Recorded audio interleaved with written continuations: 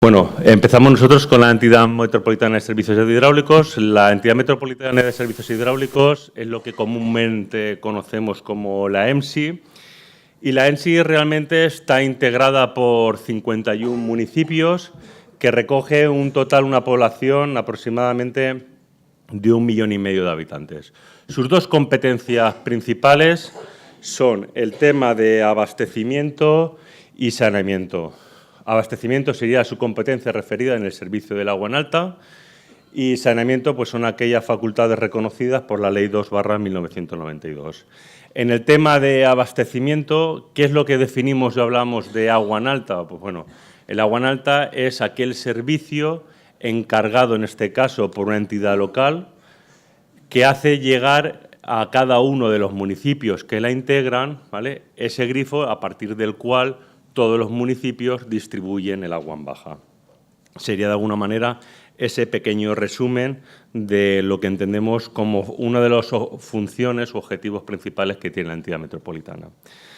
Por parte de los representantes o los miembros que forman parte de la entidad, tenemos una asamblea donde cada municipio nombrará a su representante y después de esa asamblea, que es lo que podríamos definir como el pleno de un ayuntamiento, tenemos su propia comisión y su propia junta de gobierno. Aquí una de las autocríticas que creo que tenemos que hacernos como organización política, en este caso como Esquerra Unida, es que al final se queda un poco a una decisión casi que de cada uno de los colectivos el poder decidir o no, cuando forma parte de un gobierno en su propio ayuntamiento, el poder intentar tener representación en una entidad de estas características. Una entidad que será la madre de la potabilización y de hacer llegar el agua a los 51 municipios de la población. En este caso, en junio de 2015 hasta marzo de 2016, Esquerra Unida tenía 3 representantes, formado por Daniel Portillo, David Moreno y, en este caso, por mi persona, donde representaba cada uno de los municipios, Catarroja, Museros y Silla.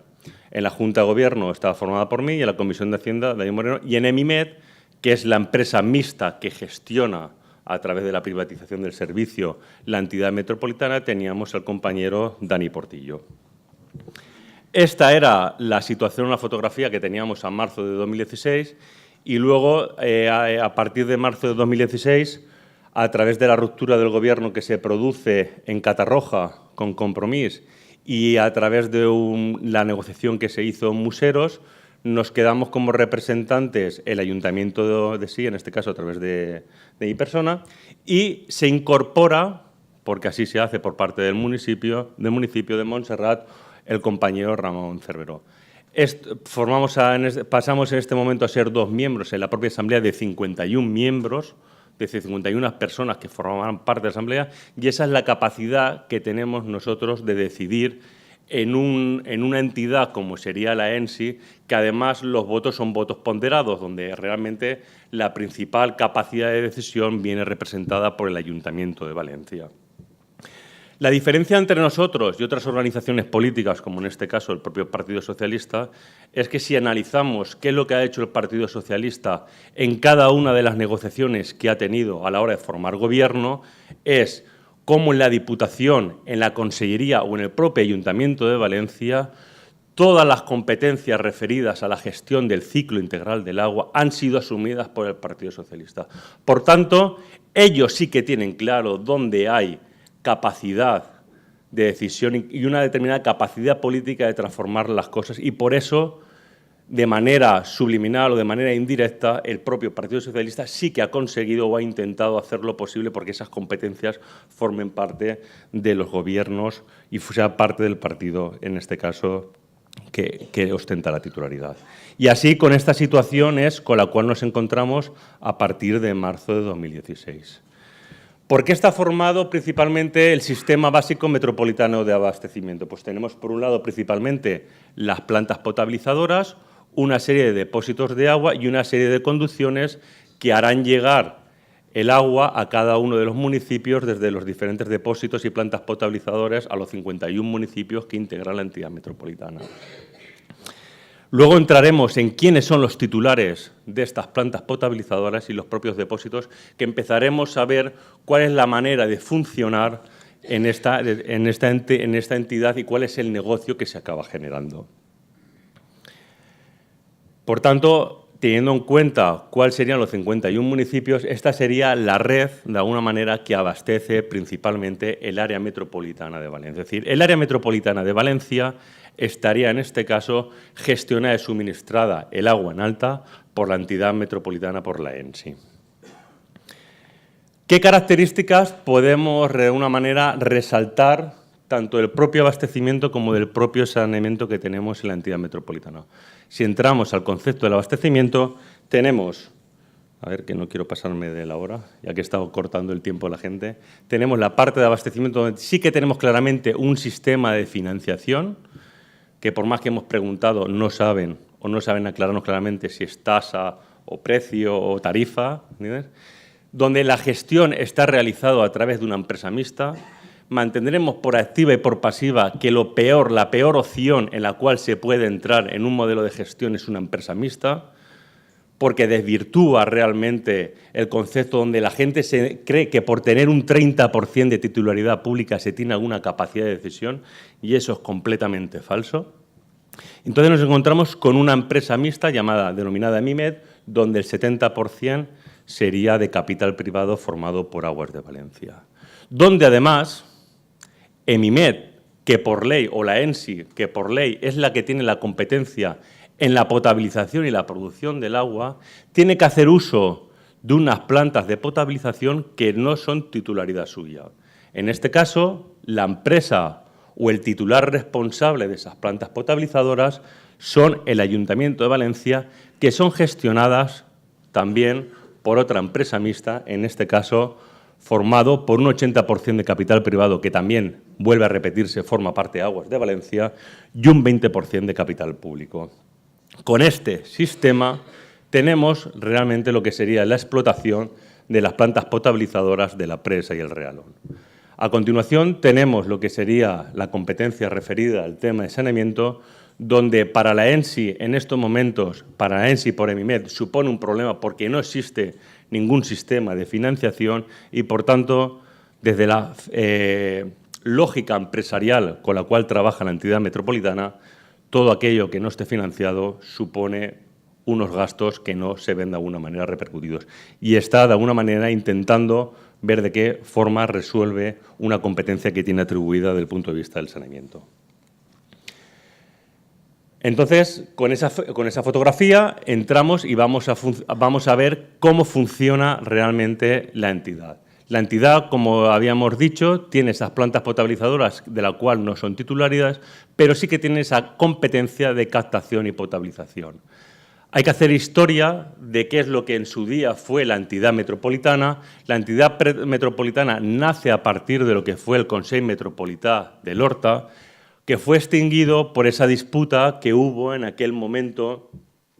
entre el Ayuntamiento de Valencia, entre lo que era la Generalitat, que estaba, de alguna manera, gobernado por una mayoría absoluta del Partido Popular y tenía todo un cinturón rojo en el cual se encontraba el Consell Metropolità de l'Horta, que no controlaba. A partir de la Ley 2/2001-2002, aproximadamente es cuando por parte de la Generalitat se decide la eliminación del Consell Metropolità de l'Horta y se crea lo que sería la propia entidad metropolitana. ¿Cómo funciona la ENSI? Pues la ENSI firma un convenio de gestión y esa disputa que había de quién era el titular de esas plantas potabilizadoras, que es de un ayuntamiento que tiene unos bienes patrimoniales fuera del ámbito suyo, de su territorio, se resuelve aceptando que el titular de las plantas potabilizadoras es el Ayuntamiento de Valencia y la ENSI termina firmando un convenio, una encomienda de gestión entre la ENSI y el Ayuntamiento de Valencia para la captación y potabilización del agua bruta para toda el área metropolitana en junio de 2006. Por tanto, tenemos una entidad metropolitana, la ENSI, que gestiona a través de una empresa mixta, con un capital mayoritariamente privado, que es Aguas de Valencia, y tenemos otra entidad local, que es el Ayuntamiento de Valencia, que gestiona con otra empresa mixta, con un capital 80% Aguas de Valencia también y 20% el Ayuntamiento de Valencia. Esta fotografía es importante que la tengamos en la memoria para observar luego cómo se termina funcionando en cada una de la operatividad que tenemos en la propia entidad. En 2008, la ENSI es cuando decide optar por un modelo de gestión privatizado a través de una empresa mixta y es cuando constituye lo que comúnmente denominamos como EMIMED. Esa adjudicación fue anulada en una sentencia del Tribunal del TSJ del 2 de mayo del 2012, se volvió a repetir la adjudicación y mira por dónde volvió a salir otra vez que la adjudicataria era, en este caso, el socio privado, era Aguas de Valencia. Esa es la situación que tenemos en la entidad metropolitana, en la EMSI, y que tenemos también en el propio ayuntamiento, que afecta al funcionamiento de EMIMED. ¿El resultado que tenemos cuál es? Pues el resultado que tenemos es que Emibasa, que es una empresa privada, es Aguas de Valencia, le vende el agua a EMIMED, que es Aguas de Valencia, que es el agua que él termina captando y termina potabilizando. Y EMIMED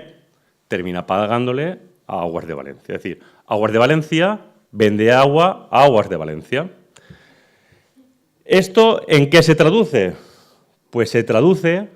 en que realmente por la compra del agua en alta que le hace EMIMED a Emibasa, terminamos pagando con una previsión para el presupuesto 2018, con una previsión de venta de 82 millones de hectómetros cúbicos, por el cual se ingresarán 9.700.000 euros aproximadamente, es que estamos pagando aproximadamente a 0,1181 euros el metro cúbico. Si nos vamos luego a qué es lo que hace EMIMED terminará vendiendo el agua a los 51 municipios, ¿vale?, al precio que tenga determinado la propia asamblea, que suele estar en torno a 0,38, 0,40. Pero EMIMED vuelve a vender agua a uno de los principales consumidores, que es el Ayuntamiento de Valencia. Es decir, le volverá a vender el agua a Emibasa. Otra vez a Aguas de Valencia. ¿A cuánto compramos nosotros el agua? A 0,1181 euros el metro cúbico. ¿A cuánto la vende en un concurso público que hizo la Generalitat Valenciana en unas características similares de potabilización de agua bruta en el canal Suquer-Túria? A 0,085 euros metro cúbico. Lo que supone que la ENSI está pagando un 39% más cara el agua que lo que la Generalitat Valenciana sacó en un concurso público. Esa es la primera característica que tenemos de una entidad metropolitana en la cual, operando a través de los diferentes operados privados, que al final es el mismo, cambiando el agua de mano, tenemos esta diferencia sustancial en el precio. Con el añadido, además, que Emibasa, que es la titular de las plantas potabilizadoras, ejecutará las obras que considere, actuando como un contratista más de EMIMED. Por tanto, al final, Aguas de Valencia será el contratista de Aguas de Valencia con los precios que entre ellos se determinen. Esta es la primera situación con la cual nosotros nos encontramos cuando formamos parte de la entidad metropolitana. Luego, en el propio funcionamiento de la propia entidad metropolitana, pues claro, cuando llegamos al debate de las tarifas que durante cada ejercicio tenemos que aprobar, nos encontramos que por parte de la entidad metropolitana se opta por un cambio en la tipología de cómo facturar el agua vendida a cada uno de los municipios. En base a ello, se utiliza de manera no directa, pero sí de manera subliminal, toda una serie de condicionantes que son los que marcan, nosotros entendemos, el cambio de la tipología de la tarifa que se va a aplicar a cada uno de los municipios. Y es que el propio pliego establecía, a la hora de elegir el socio privado, que teníamos una serie de supuestos en los cuales partíamos. Es decir, partíamos de un IPC fijado en un 3%, de manera que, evidentemente, el concesionario, uno de los argumentos que pondrá continuamente en la mesa, es que su previsión de la oferta realizada se hizo en base a este concepto. Cuando no se produce, continuamente pondrá encima de la mesa el concepto del equilibrio económico-financiero. Al igual que preveían un crecimiento previsible de la demanda cuantificado en un 0,5%. Esto es una de las barbaridades que siempre se suelen incluir en la mayoría de los pliegos. Ante una situación que tenemos de pérdida de población y una obligación de mejora de la eficiencia de la red, es difícil entender que realmente los consumos se deberían de estar incrementando, sino todo lo contrario. Y al final se traduce que tenemos una realidad, ¿vale?, en los descensos de los consumos de venta de agua en alta, ¿vale?, vendida a cada uno de los municipios durante los últimos ejercicios. También es cierto que este aspecto se vio afectado por la aplicación de la tasa Tamer, que tuvo como consecuencia una retracción de la demanda por parte de los usuarios al entender que no se distinguía que en el recibo del agua si era tasa Tamer o no, y la gente entendía que todo era agua. En el momento que se tuvo esa subida tan importante, se produjo realmente una retracción de la demanda. ¿Qué ha pasado realmente con la evolución de la tarifa del agua en alta? Pues partíamos del 2009 de una tarifa en agua de 0,39, 0,40 aproximadamente, sube en los años 2012 y 2013 y tenemos una pérdida, se produce una bajada en el precio de los ejercicios 2013-2014. Es cierto que en el 2015 es cuando entra en funcionamiento la nueva tarifa, que no la aprueba, evidentemente, este gobierno que forma parte de la entidad metropolitana, sino que forma parte de una tarifa ya definida años anteriores, pero que nosotros la cuestionamos principalmente por diferentes aspectos. Después de analizar cuál era el resultado que se producía sobre los 51 municipios del área metropolitana, observábamos que realmente con la nueva tarifa en la cual teníamos una parte fija asociada a la población y la otra parte variable al consumo producido, los municipios que más beneficiados salían con la tarifa resultante eran aquellos municipios que hacían un uso menos sostenible de un recurso tan escaso como es el agua. Por tanto, no entendíamos que la tarifa aprobada por la entidad metropolitana terminase de alguna manera incentivando el derroche de aquel recurso que definimos como escaso. Al final, teníamos además la barbaridad de que determinados municipios que estaban dentro de la definición del área metropolitana, pero que no estaban conectados a la propia red, sin consumir agua de la entidad metropolitana, se encontraba en una situación de tener que pagar por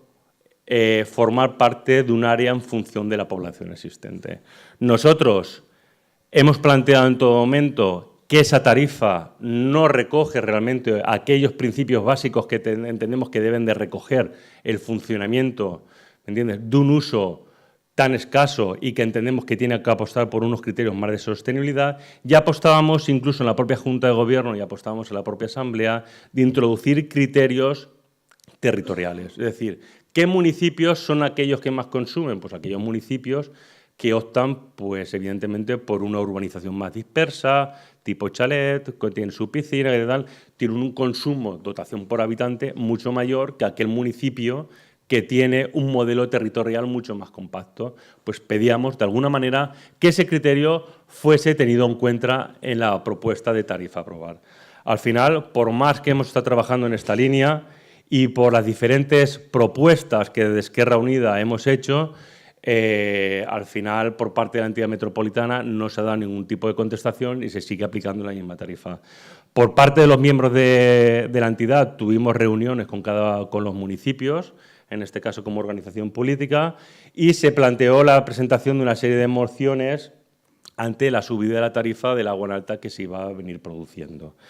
Pues bien, en estos momentos la contestación que la entidad metropolitana ha dado a cada uno de los municipios es una contestación difusa en el sentido de seguir aplicando la tarifa que tienen aprobada. Y por último, y ya finalizaré, estaría el concepto de qué objetos son los que realmente nosotros tenemos definidos en el propio pliego de cláusulas administrativas particulares, que son utilizados, nosotros entendemos, como una interpretación excesivamente amplia en el sentido de beneficiar, en este caso, al operador privado. El objeto que tenemos dentro del pliego, evidentemente, es la regulación y suministro hasta los respectivos puntos, los municipios. Nosotros esa opción la entendemos. La gestión y cobro de las diferentes tarifas. Esto ya sería un poco más discutible si es tasa o no. Pero lo que no compartimos es que en base a este apartado se quiera o se pretenda que todas las obras que tenga que realizar la entidad metropolitana en los próximos 50 años se entenderán que están adjudicadas a la empresa mixta Aemimed. Es más, apareció un informe de la Sindicatura de Cuentas de 2013 donde literalmente llega a decir: cabe destacar que en la norma el contrato de gestión de servicios públicos no está concebido para la ejecución de obras durante décadas, pero la peculiaridad de este contrato es que se observa la ejecución de obras complementarias de forma continuada durante 50 años, residiendo en la práctica el órgano de contratación en la empresa mixta. Es decir, hay un informe de la Sindicatura de Cuentas que aparece en junio del 2016 que cuestiona la manera en que por parte de la entidad metropolitana se están haciendo toda una serie de encomiendas de ejecuciones de obras. Nosotros lo planteamos en la Junta de Gobierno, que el informe de la Sindicatura de Cuentas tenía una validez y un peso y estaba fundamentado realmente en los diferentes dictámenes también que la propia Junta de Contratación habían determinado en otros municipios, como en este caso en Tabernes de la Bagdina, y entendíamos que la entidad metropolitana tenía que dejar de seguir adjudicando a dedo las obras a Aemimed, aquellas obras que no forman parte de las operaciones de mantenimiento y conservación de la propia red. Así lo hicimos y así es como por parte de la organización, por parte de Esquerra Unida, hemos realizado el anuncio del correspondiente contencioso administrativo, de manera que entendemos que en la primera adjudicación directa que se ha producido por parte de la entidad metropolitana, en la cual nosotros formamos parte como Junta de Gobierno, hemos votado en contra, planteamos el siguiente recurso de reposición y en estos momentos tenemos realizado el anuncio del contencioso administrativo, que estará pendiente un poco que se nos valide a la hora de poder presentar. ¿Cuál es el resultado de esas adjudicaciones directas? El resultado directo de esas adjudicaciones es que las obras se están haciendo con unos precios aprobados por el Colegio de Ingenieros de Caminos de la Comunidad Valenciana, que la mayoría de las administraciones, cualquier obra de estas características que es licitada, en el mejor de los casos, se puede encontrar con unas bajas de un 30, un 35, un 40%. Claro, al final, estos sobrecostes nosotros entendemos que repercute en la propia tarifa y por eso entendemos de vital importancia el seguir trabajando en esta línea. No solamente eso, sino que sí que es cierto que ante la situación tan peleaguda que se encontró, en este caso la Junta de Gobierno de la entidad metropolitana, se decidió optar a un segundo informe por parte del Consell Jurídic Consultiu, donde nosotros entendemos que era contradictorio en su contenido, porque si bien empezaba diciendo que el propio artículo 158 de la Ley de Contrato de las Administraciones Públicas establece que los contratos de gestión de servicios públicos, previamente, tanto las ejecuciones de obras irán aprobadas o precedidas de la elaboración y aprobación del correspondiente anteproyecto de explotación y anteproyecto de obras,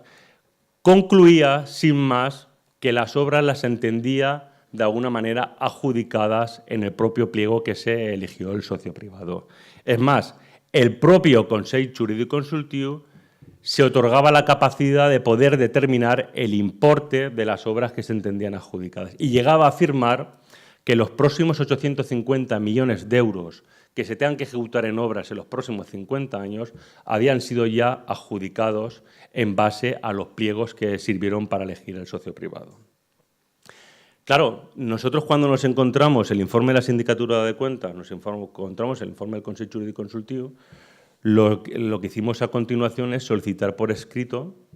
es decir, pues yo no voy a decir que el informe del Consell Jurídic Consultiu no sea válido, pero quiero que la entidad me conteste en base al artículo que el Consell Jurídic Consultiu hace referencia, que anteproyectos fueron aprobados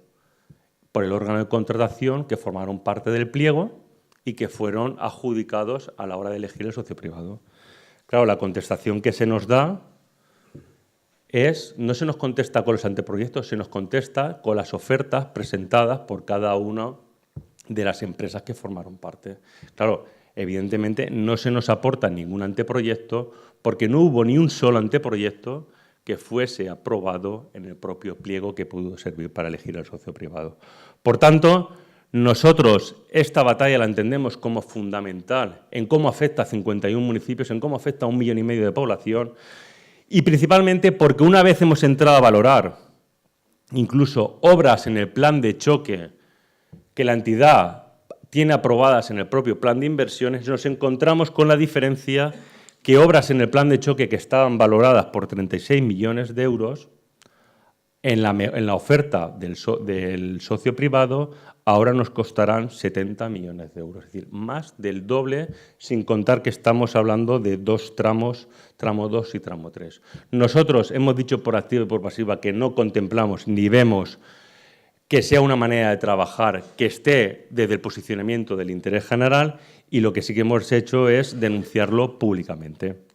En este sentido, y ya acabo, cuando nosotros presentamos el anuncio del contencioso administrativo, lo que sí que se nos dijo en la Junta de Gobierno, o de alguna manera se nos invitaba a irnos del gobierno de la entidad metropolitana como organización política. Nosotros le dijimos claramente que a nosotros no nos gusta irnos de los sitios, nos gusta trabajar y elaborar los documentos necesarios para hacer que el interés general prevalezca y si alguien considera que somos molestos o no le gusta lo que estamos planteando, pues que nos echen de la organización, en este caso de la entidad metropolitana. Muchas gracias.